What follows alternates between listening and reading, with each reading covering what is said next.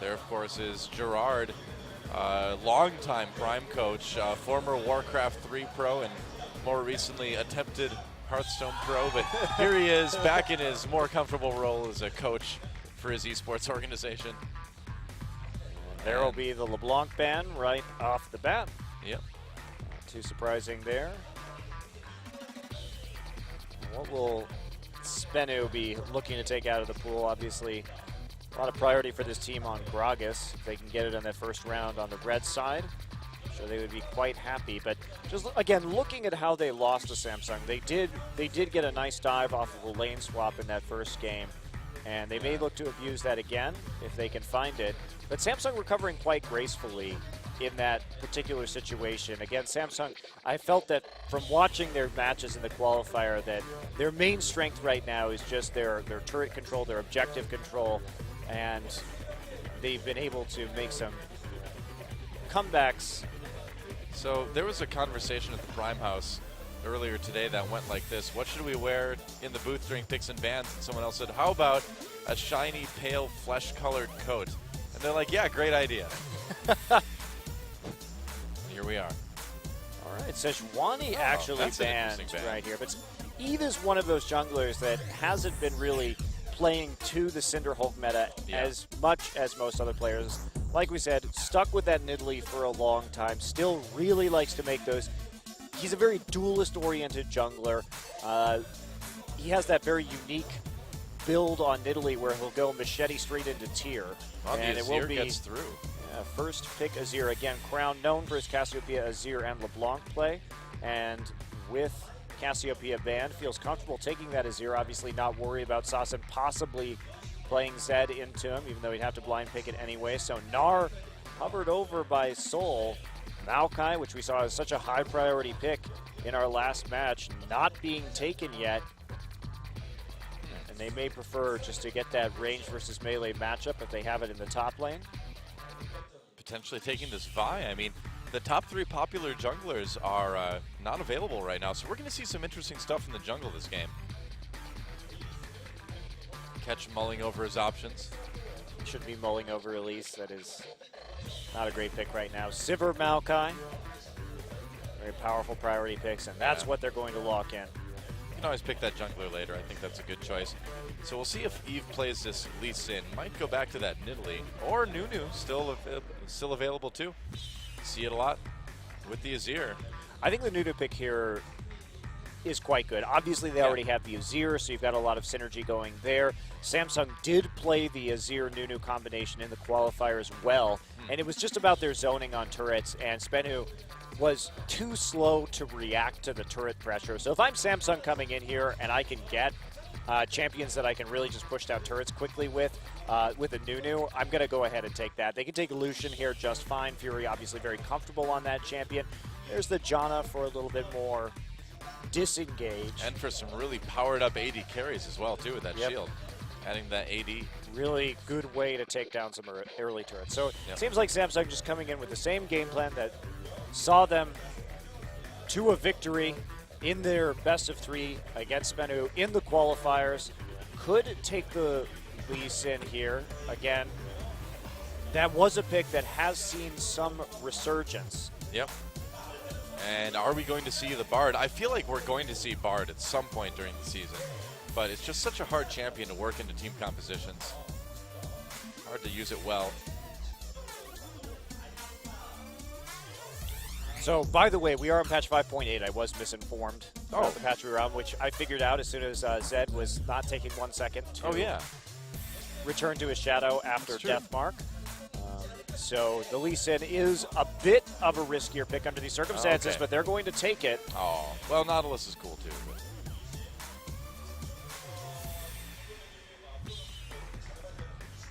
And so the final 2 picks for Samsung now. Wouldn't be surprised to see the Lucian here.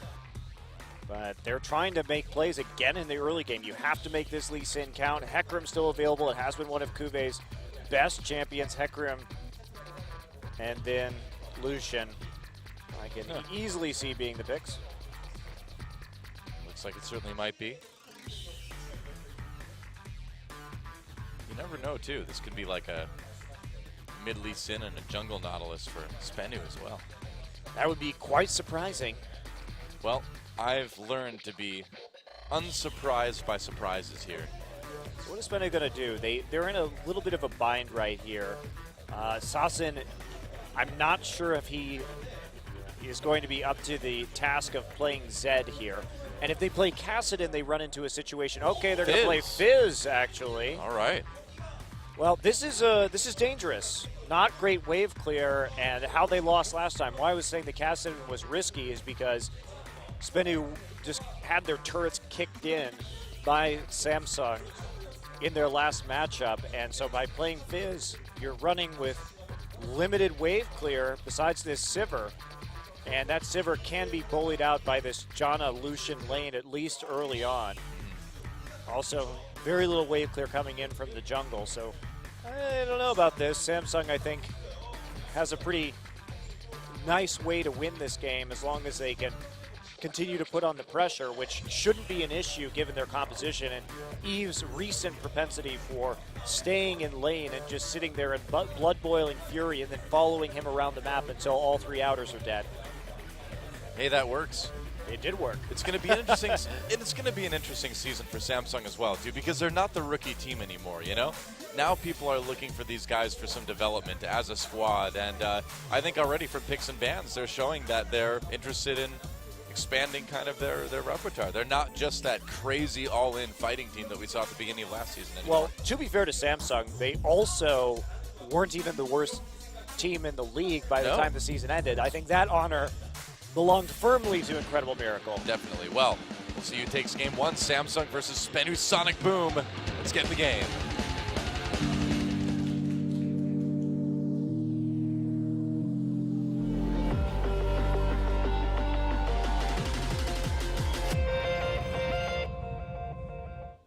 And here we go. Welcome to Summoner's Rift for our second best of 3 of the night.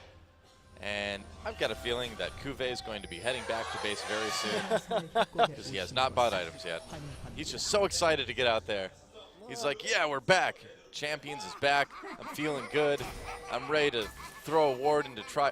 Uh-oh. He's going to realize, like, right now. Yep. He got a trinket at least. Now, I'm wondering Oh, he did get the trinket. what he is going to do right here. Yeah, because he might there just may be a weird plan. Yeah.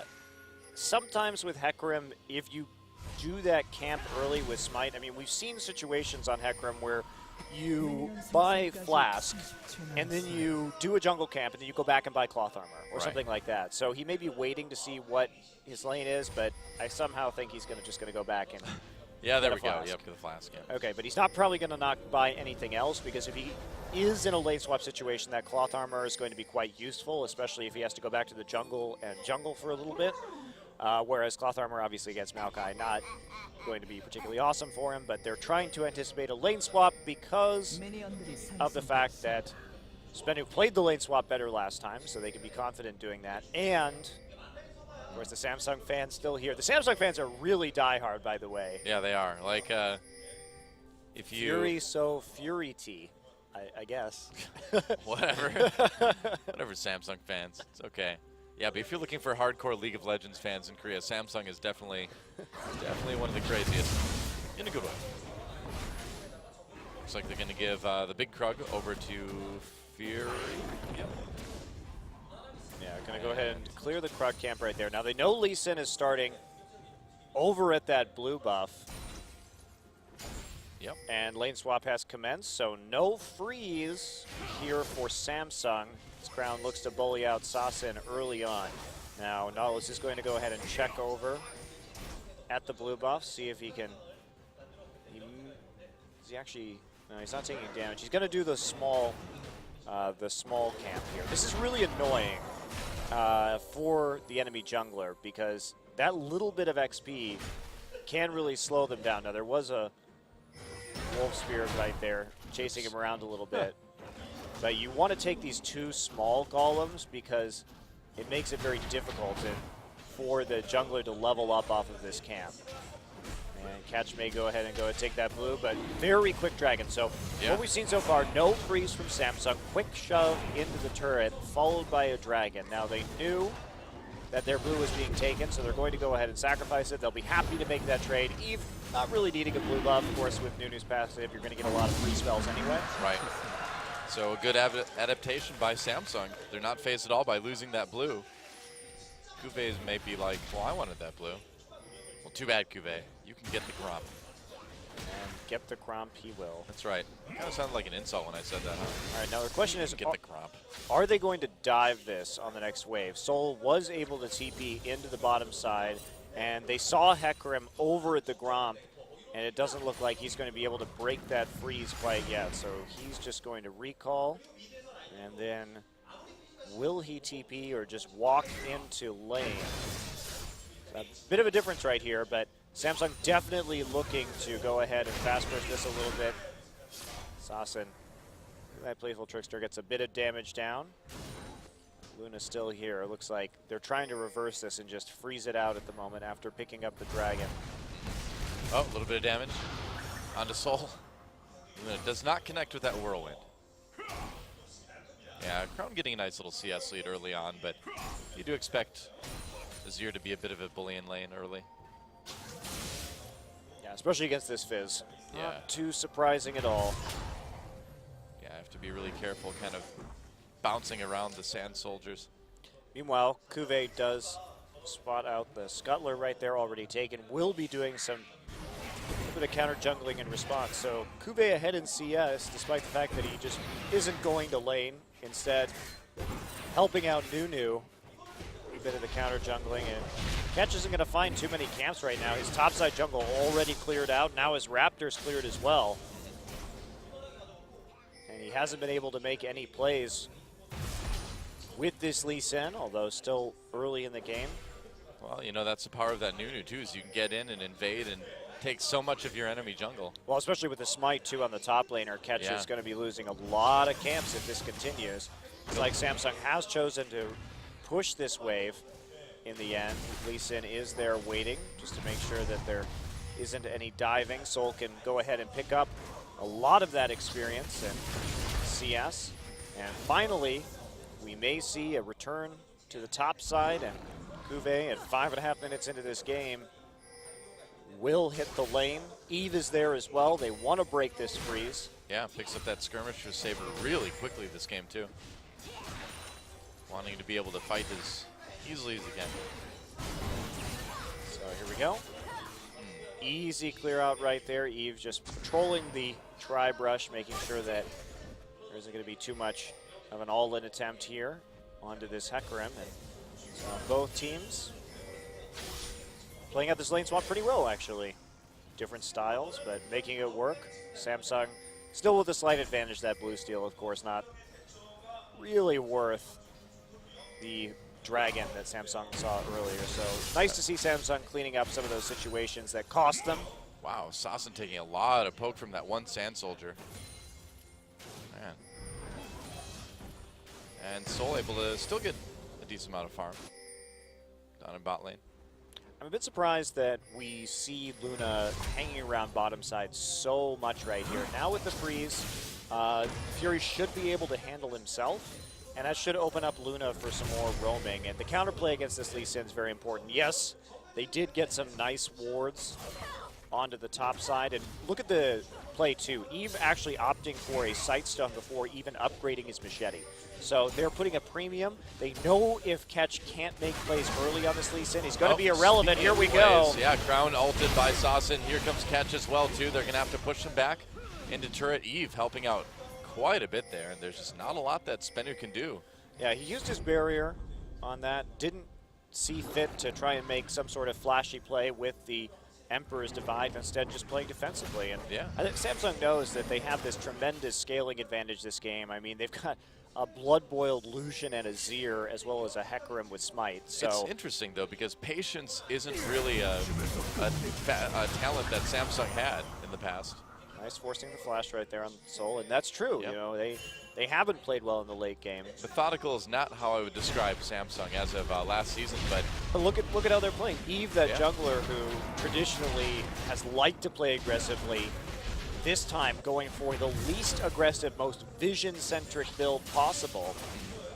and just attempting to shut down the other jungler. So this is, I think, a bit of a different style than we've seen previously from Eve, and shows some development right here, and certainly he's making it work. Now they're trying to take the blue buff again. Yep. Second round, keep it away from this Azir, and looks like they can. 4 people there. There's not really too much that Samsung can do. Crown doesn't seem too hurt by this anyway, so I don't think he's quite as worried as some of the other mid laners are a little bit more blue buff dependent would be. Now, Samsung has allowed this Maokai to really get ahead in terms of farm, though, because they've been a bit indecisive about whether they want to freeze or whether they want to push this turret, and Janna has been staying around on the bottom side in spite of that, not really helping or doing very much at all.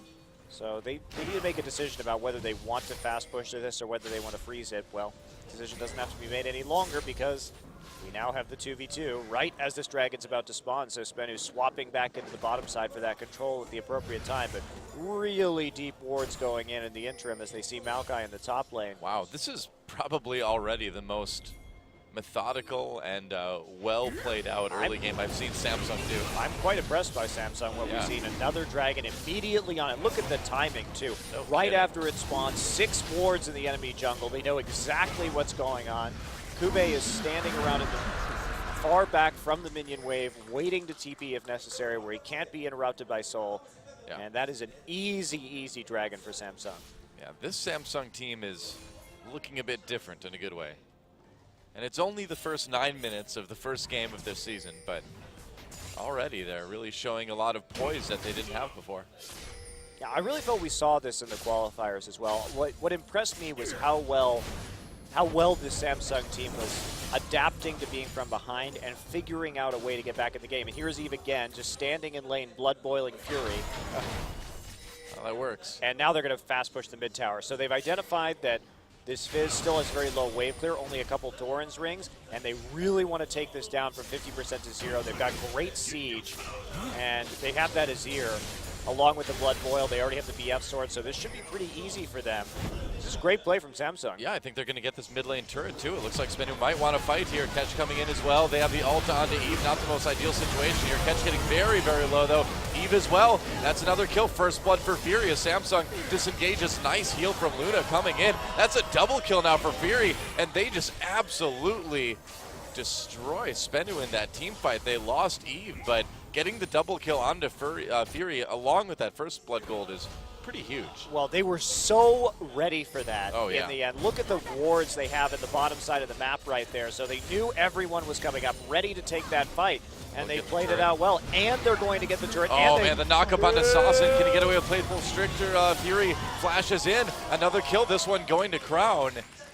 Oh, Samsung looking really good in this first game so far. This is very crisp. No kidding. Now, like I said, this is the same style of play that we saw from them in the qualifier, so I'm wondering how deep their pool of strategies go, but it's for sure that they're very good at executing some of these fast push strats. Yeah. And they're keeping it up here tonight. So, well, the communication seems really good too. You know, just in that last fight to have the whirlwind loaded up to hit Sazin right as the turret went down too, and then they transitioned to the kill. It was very smooth. You know, it is worth noting that Samsung, in spite of their tribulations in the last season, did retain the old coach from Samsung Blue.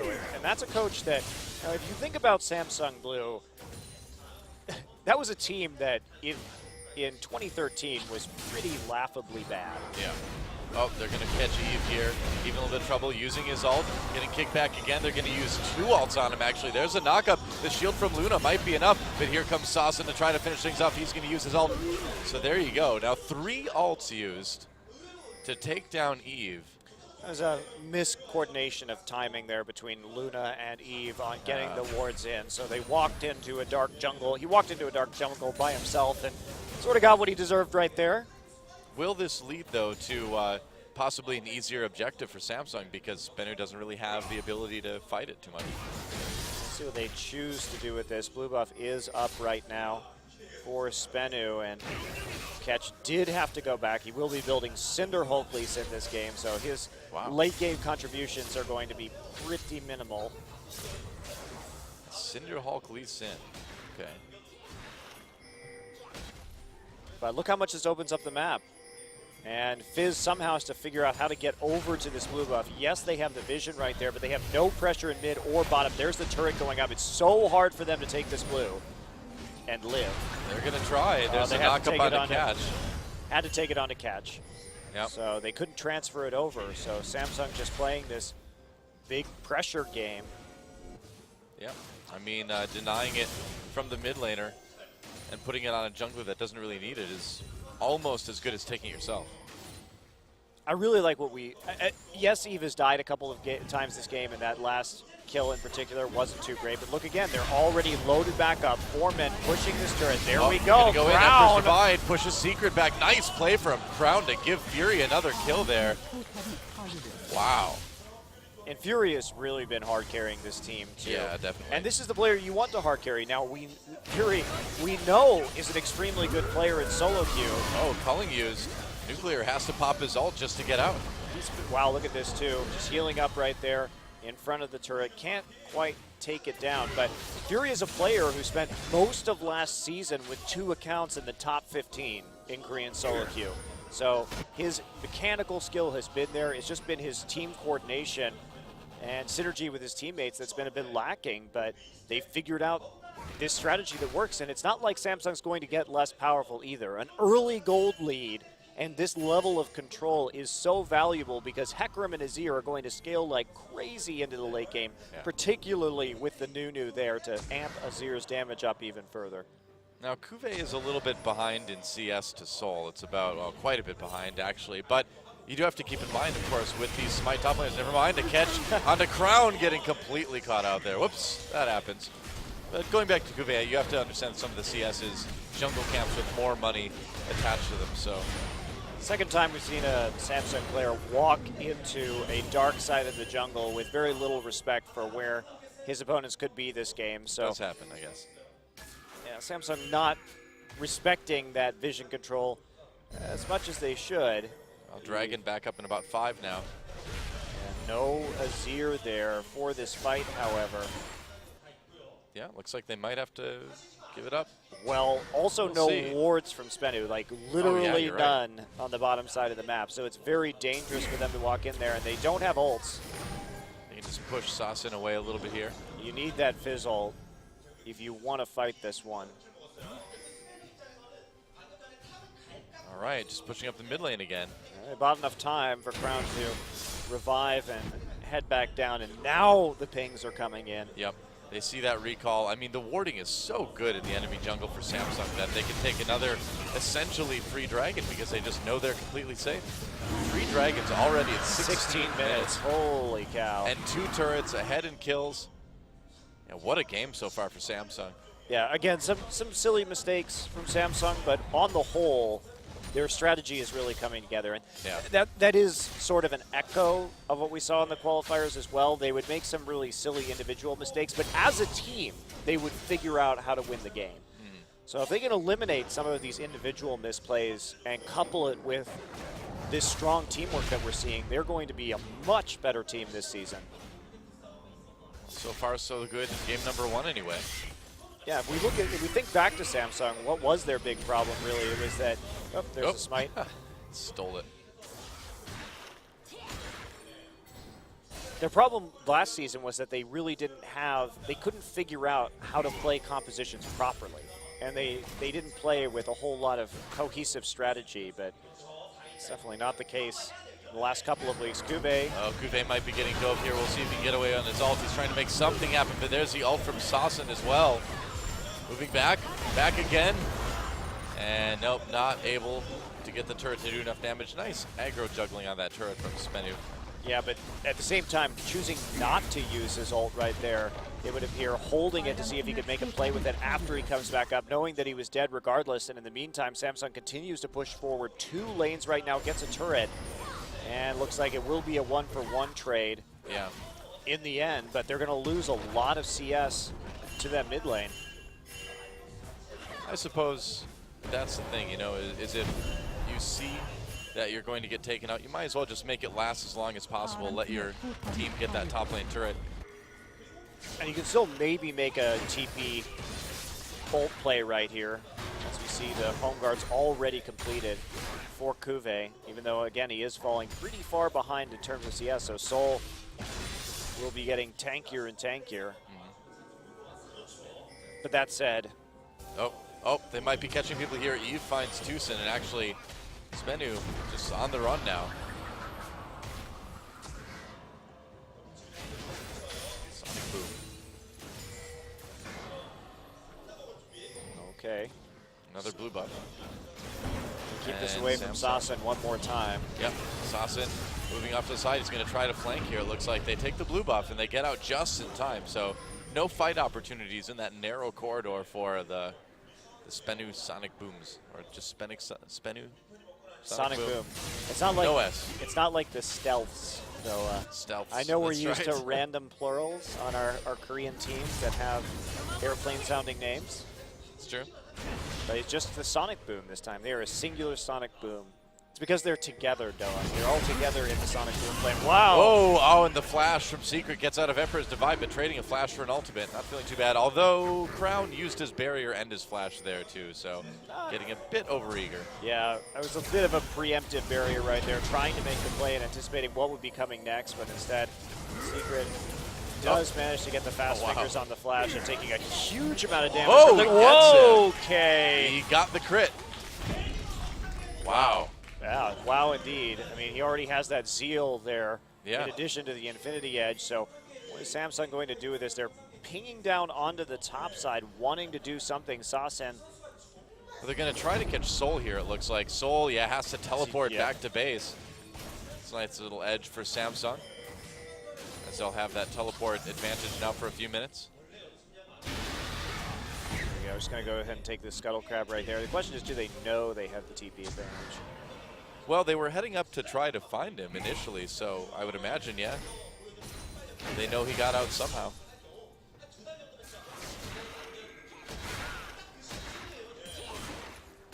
Hard to say, I suppose. Dragon up in a couple minutes. Well, Sassen has all the kills right now on the SBENU, so he's really going to have to carry this game. Built the Sheen after the Morellonomicon. Now it's like he may be going into Hourglass as his next item. Wouldn't be a bad idea. Cuvée is going to go ahead and help that blue buff go over to Crown. And Fury just going to take red, I suppose. 1 minute till Dragon now, and SBENU really wants to take this one. So if they let Samsung get up to 4 Dragons at like 22 minutes, it's going to be a pretty much, well, yeah, pretty much an impossible game to win at that point, because the 5 Dragons red is just absolutely enormous at that point, and Samsung's composition is just going to keep getting stronger and stronger and stronger, and they have so many ways to deal with Fizz. Yeah. I mean, you could just sit there in absolute zero and dare him to Playful Trickster into your team. You know, the thing is, too, is that Samsung's not overreaching at all with this. They're playing very safe, very methodical at the same time. Vision control has been absolutely ridiculous this game. And yeah. Dragon at 30. Samsung just needs to patrol the little area boards. Oh, Secret getting bursted down, and they get the knockup. Do they get the kill? The culling! Oh, it nearly takes him out. Yeah, but they got enough right there. Obviously, yeah, that chunk definitely. Hugely important. Again, Fury managing to hit a nearly full channel culling right on the support. And how are you supposed to fight after that in that 4v5 now? They're going to be easily able to refresh their wards, use their lenses, clear out absolutely anything, and man, Dragon is completely dark for SBENU. Yeah, this is being a pretty one-sided game so far in favor of Samsung, as they're going to take another unopposed Dragon. This is it looks like a completely different Samsung team. The level of coordination is much superior. Crown, I mean, I know you can't read too much into one game, but he already looks better than both Bliss and Ace. Righteous Glory used right there. Are they going to turn this? Sassen on the side, looking for that flank, but I don't think that Samsung wants to take that risk right now. They're happy just to continue poking and defend their turret. Fury's getting a little bit crazy here. Yeah, I love watching Fury play Lucian, though. That's a bit of a waste of an ult. He was like, I want to get knocked up too. Getting locked in the back lines to leave an ult off. He does. Flashes back. SBENU chasing. There's the ult on the Eve. They're going to get one kill at least. Meanwhile, Soul comes in the backlines, gets knocked back out by that Emperor's Divide. Saucin way deep, manages to get the kill onto Fury here. Now he's going after Crown. And so SBENU not quite dead yet, winning the little skirmish in the jungle there at least. But yeah, Cuvée a bit late right there to the party, so they actually do manage to get some nice kills. Saucin picks up yet another one, and Lee Sin in the mid lane will take out the turret. Saucin looking for another one. Saucin did kill Fury with the damage over time from Fizz, just barely taking the kill, and that'll propel SBENU to a slight gold lead in spite of the 4 dragons already under Samsung's belt. Well, and that's when you have to talk about the value that these dragons give that just isn't shown in gold. Let's take a look at this fight, though. Eve tries to get behind it, just gets knocked up himself, and takes so long before he can actually use his ult. Yeah, Crown also has a lot of weird sand soldiers, like in that brush right there that Cuvé's trying to get to, so Eve moves forward, but in his flashback, and there's Fury just going down to the damage over time. Meanwhile, Crown backs off with his sand soldiers, and that'll secure another turret in the end for SBENU. Yep. So they're even on turrets. They're one ahead in kills, but being down at 4 dragons is going for Cinder Hulk into Trinity Force. This is a very aggressive Hecarim build, one that we rarely see. You either do Ignite and go into that Trinity Force first, or you take Smite and then build tank after the Cinder Hulk enchantment is complete. So he really just wants to get into the back line, one-shot nuclear, and then have his team clean up from there. But he needs to be playing these fights differently in that situation. If you want to go for an aggressive build like that, you have to get the home guard teleport flank, because you can't play frontline in that situation. You are basically dedicating yourself to clearing out the back line immediately, and you're just not going to live if Nuclear's able to get a couple autos on you. You know, Samsung's just got a lot of burst in general this game. They do. Result, things like that. But they have to coordinate better about these setups, because Cuvé's current positioning and his team getting into these fights isn't really helping out. I find it interesting that Cuvée was like the only lane that they didn't find another replacement for. I suppose they didn't for Eve either, but it really looked at the end of last season like Cuvée was going to be fighting for his job here, but so far he seems to have it locked down. Yeah, I don't know who you take to replace Cuvée, though, because his solo queue performance has been really good. Again, he's another Samsung player that has been consistently in the top 20. Well, that's the puzzle, right? Is it seems like on solo queue he's very strong, but when it comes to actual professional matches, he's struggled quite a bit. I think with Cuvée, though, we did see some clear improvement over the course of last season. Yeah. So he certainly is getting better. And some of these fights, too, have been Samsung playing too far forward and not giving Cuvée a chance to actually set up right there. So Samsung getting caught out just a bit, and Fury will grab the red buff slowly as it releashes multiple times. He just wants to savor the moment, you know? He's like, the red buff. All right, traps a fighter on Baron here. Crown trying to take out a turret with that Sand Soldier. It looks like he'll get it. So SBENU really needs to work on their vision control, though. In terms of wards this game, it has been clearly dominated by Samsung. Oh, yeah. And now SBENU trying to bait this Baron, pings furiously going down. Maybe they can do it. They jump onto Eve. They kick it back. There's a culling into the enemy team. Eve gets off a little bit of an ult before going down. Wow, Crown really preemptively ulted right there, trying to cut off the choke point. Yeah. And now they are going to find themselves probably baited once again right by this Baron as they take out 2 wards right in the mouth of the pit. And there come the sweepers. Well, one sweeper gets 3 wards. That is a huge benefit. So now they can bait, just do the same thing again. And Samsung kind of has to check it. I think there's going to be a whirlwind going in there, though. Yep. There it is. Knockups. Oh, the that was flash a close call. Anchor there. Not able to connect. Fury checks it with his W. I like the effort, though, you know? If you're going to go all in on something like that, totally throw out the flash anchor. Well, about 35 seconds now until the dragon comes up again, and this would be dragon number 5. So SBENU needs to be very careful in the immediate future because they cannot give up this 5th dragon. If Samsung gets the 5th dragon at sub 30 minutes, it's going to be Kube, really hard. Kube has his Trinity Force now. Yep. So he can actually really effectively deal with Nuclear. And there is Secret. Wow, Secret gets caught by Crown, and there's a kill. Now, Emperor's Divide was used. Every time Secret gets caught out and takes huge chunks right before these dragons hit. So, SBENU just hasn't been able to contest a Dragon 5v5. Oh, they find Catch. Catch nearly caught. Meanwhile, the Azir turret does go down, but Dragon is up.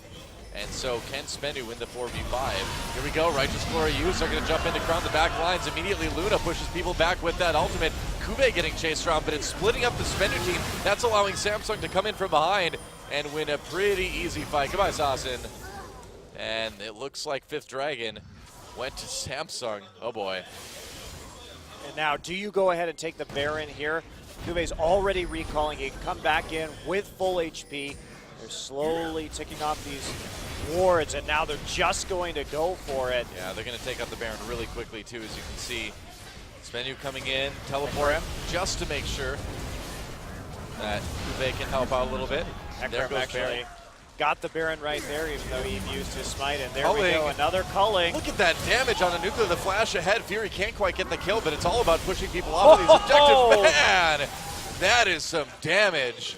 And look at that Whoa. dash forward from Fury. This is why, remember, last season we used to watch Fury's Lucian. He's just so aggressive on this champion, even through the Nautilus ult, constantly moving forward and maximizing his damage in this team fight. I'm so glad to be seeing him playing, to see him rather play this champion again, because it's always a pleasure. Man, well, no pleasure on the side of SBENU as they're getting pretty rocked by Samsung right now. Look at all that damage. Secret's like, no worries, I got you. Oh, he's nailing him in the end. Yep. Fury with 100% kill contribution rate for his team so far in this game. Now with the Baron, already with 5 Dragon stacks here, so early on in this game. So what objectives are they going to push here? It looks like the bottom tier 2 is the first priority, getting what's farthest away from Baron. If you get a choice, it's a good one to go in. No, I think this pick was definitely a mistake. Again, they know how they were beaten by this fast-pushing style of Samsung in the qualifier, and they just sort of walked right into it again. That's the thing. Oh, meanwhile, wow, Kube solos Sasin. Did I just say that? Kube solos somebody? He's been better since the Cinderhawk meta's come out. He also has 5 Dragon stacks in the Baron buff. Oh yeah, that helps too. That's true. That's pretty nice. Wow. Come on, Miniwave. All right, and Blood Boil on Fury. Fury is absolutely terrifying right now. Look at all that damage. Oh, man. They just chew through these towers so quick. You have an Azir, you have a Blood Boil. Yeah, they're moving to the mid lane now, and there's really nothing that SBENU can do about it. Let me get a couple inhibitors out of that. This is a culling again, and it still even does so much damage to the top lane. Are you kidding me? Well, he is dealing a lot of true damage to the top laner with that 5th Dragon stack as well. So Fury's just going to pop over the wall in a very methodical destruction taking place off SBENU's base. This is just disgusting, man. Wow. I mean, they are doing 30% extra damage to towers right now, so and then when you start popping Sand Soldiers on them. Yeah. SBENU just trying to hold on for dear life at this point, but I think it's pretty close to over. Indeed it is. Yep. Well, the Dragon buff is gone, though. Yeah, some of these buffs are wearing off. Yeah, Baron is nearly gone. But Samsung's still very strong regardless. Here we go, SBENU, last-ditch effort. Luna there to use that ult to put people back. Emperor's Divide creates that space again. Saucet doesn't hit anyone with that ult. He's going to get taken down. Meanwhile, Fury already in the back doing damage. He is a one-man army at this point, taking the turret and taking apart SBENU's Sonicboom. The only Sonicboom we're hearing is from how fast they're running away from Samsung. It's pretty fast if we're hearing a Sonicboom. It is. It's about as fast as you're ever going to go. And at 32 minutes, Samsung is ready to just crush the life out of SBENU here in game 1. Wow. This series may not be quite as close as the last one. There it goes. GG. Game 1 is over. Wow. So Samsung again, capitalizing on that same strat that we saw in the qualifiers. And they're so good. I mean, the vision control